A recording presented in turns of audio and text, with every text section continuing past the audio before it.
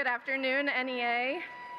How are you doing? It's 4 o'clock, school is over, and yet you are still here. I need to give an extra special hello to some people up here, Aaron and Jeff and Rachel and the entire PSEA delegation. It is really exciting to be here with you today, and I am so grateful for all of your encouragement. You will tire of my voice long before I tire of your support. Thank you. To President Pringle and the entire NEA leadership team, thank you so much for this invitation. It is an incredible honor to be here among these people and in this moment. I know what is at stake today. We all do. And I know how this speech is supposed to end. But before we get going, I really think we need to take a pause. It's July, and another school year has come to a close, and we deserve to acknowledge that achievement. The work we do in our classrooms and libraries, in nurses' offices and school buses, it is all extraordinary. It's complicated and demanding and ever-changing, but it is also joyful, unexpected, deeply human, and incredibly collaborative. We are the cultivators of learning and belonging. We're the ones who unlock potential, who nurture talent. We stay after the bell, and we show up before the sun. At every level and in every facet of American education, we challenge, we question, we adapt, we create, and we do so together. I'm a first-generation college graduate. My education is my most valuable possession, but I didn't earn it alone. I owe my success to my teachers who demanded my very best, to my counselors who guided my path, to my grandmother who was a school secretary, my grandfather who was a custodian, and my great-grandmother, who was a cafeteria worker. Right. I stand here as living proof of our collective influence and our fundamental belief. Public education is a public good. The work of our union is never ending. But we need to celebrate where we all began and where we will always belong. We are educators, we are stewards, we guide, we lead, we serve. And that's what binds us here today. Not just strategy and slogans, but an unwavering love for our kids and our communities. Education is a noble calling and an incredible life of service. So let's take a moment and give this affirmation the round of applause you all deserve.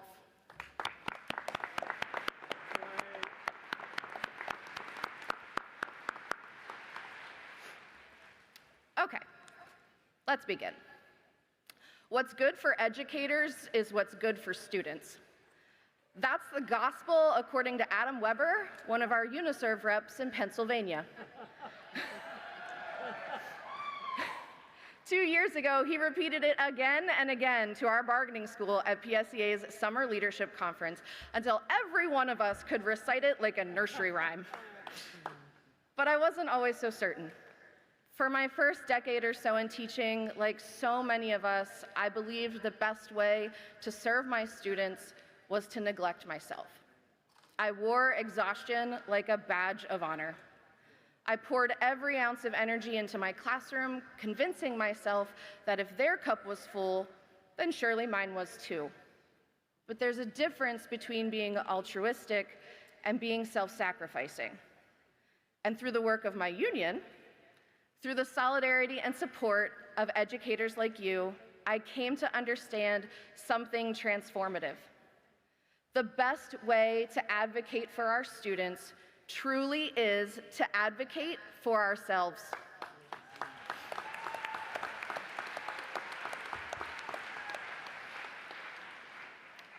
All of us have a union origin story, It's one of my favorite things to ask people about when I meet them.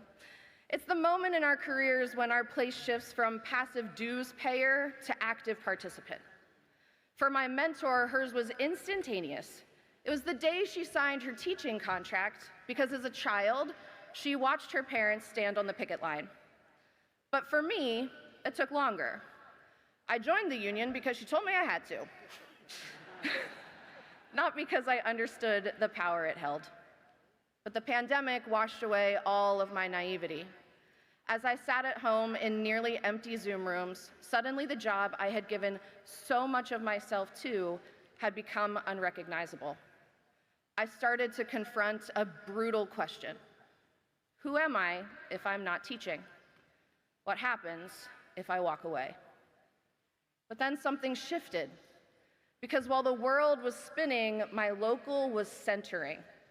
They fought for COVID sick banks, one-to-one laptops, robust contact tracing, and the grace we all deserved as we navigated the unknown.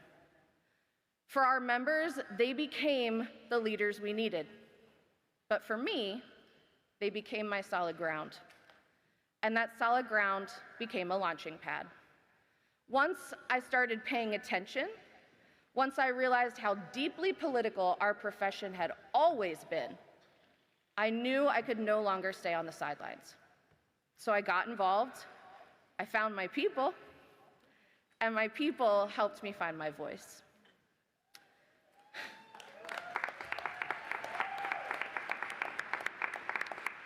A lot has changed since that aha moment 2 years ago. My first statewide union event was our Political Institute in January 2024, where I met President Pringle. Followed a few months later by our PA House of Delegates. I remember in those spaces there was such a collective optimism and enthusiasm. But this past March, at our National Leadership Summit in Detroit, I encountered a different NEA. I could still feel the energy, but looming over top of it was this sense of urgency, a tenacity, and a burden of what the future may hold. It's difficult to feel any sense of assurance when the best path forward has become a moving target. But amidst the unknown, I'm confident we can find comfort and resilience in what we do know. And what we know is this. Respect doesn't begin with a soundbite or a promise. It begins with us, in how we show up, in how we raise our voices, and how we refuse to accept anything less than what our students and our colleagues deserve. We stand here resolved not just for ourselves, but for our communities, our schools, and our students. I stand here today for CJ and Tucker because their internet company refused to provide service to their rural address, valuing profit over accessibility. I stand here for Jaden and Gavin and Luce, who needed a support system more than they needed a student handbook. I stand here for my sister, Sydney. Born in Vietnam and raised in central Pennsylvania, in her 16 years of education, she never had a teacher who looked like her. I stand here for the 70 teachers furloughed by my district during the Great Recession. And I stand here, like all of you, for the parents who woke up this morning worried about putting food on the table, affording their families medical care, or sending their child to college. We are the guardians, not just of our curricula or our classrooms, but of the conditions that allow our schools to thrive. I say this with full conviction every day, but especially today. Protecting education is how we protect our democracy.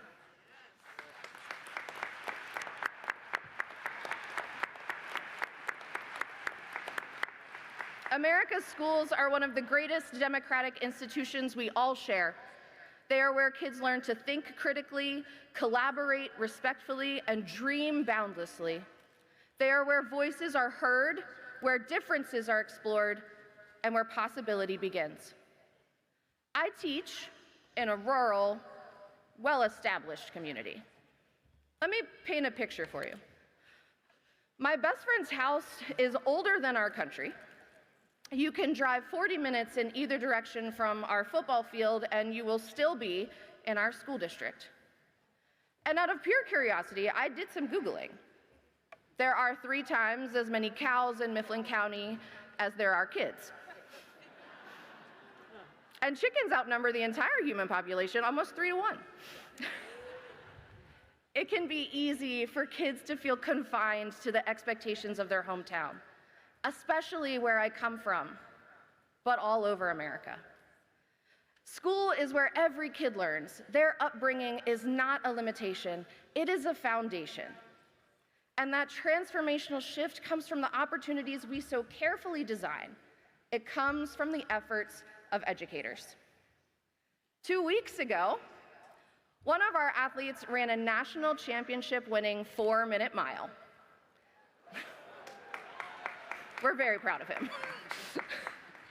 Last month, 20 kids joined a growing group of our alumni who have stamped their first passports on their school trip to Europe.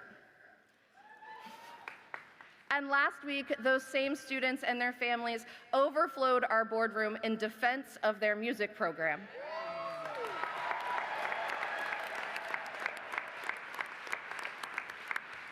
In my small town, I have celebrated with graduates as they have earned their acceptances to military academies, to Ivy League schools, and to community colleges, as they've received full-ride scholarships and their families' first ever high school diplomas. These moments of courage, accomplishment, and pride, they are why education is so important. In our classrooms, a child's possibility transforms into potential and blossoms into prosperity. We know what's at stake. If our schools falter, if education is disrupted by divestment or division, then we don't just lose a school system. We lose our future. But we don't have to ask, what do we do now? We know this lesson plan. We have passed this test before, and we have all the answers. We repeat, we recite, and we embody that undeniable, inalienable truth. What is good for educators is what is good for students.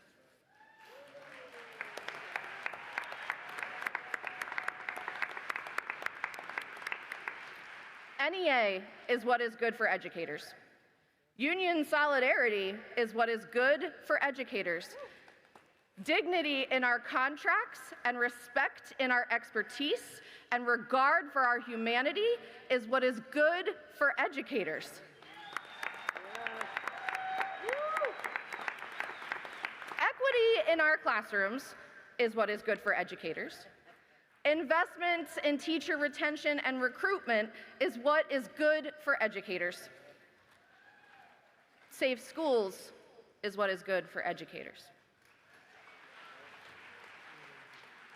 When educators have what is good and necessary to do their jobs, America's children become the real benefactors.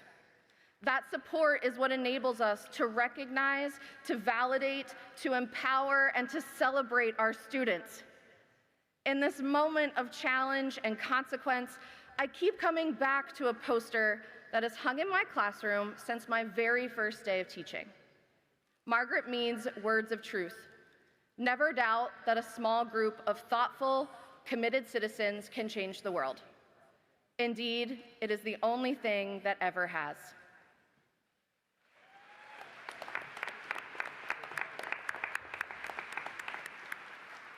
We are that group. In every classroom, on every playground, and at every board meeting, we are thoughtful, we are committed, and we are powerful. A union of educators is a union of advocacy, of understanding, and of empathy. It's one more opportunity for us to lead by example for the students we serve. Now, more than ever, we are tasked with building a better future.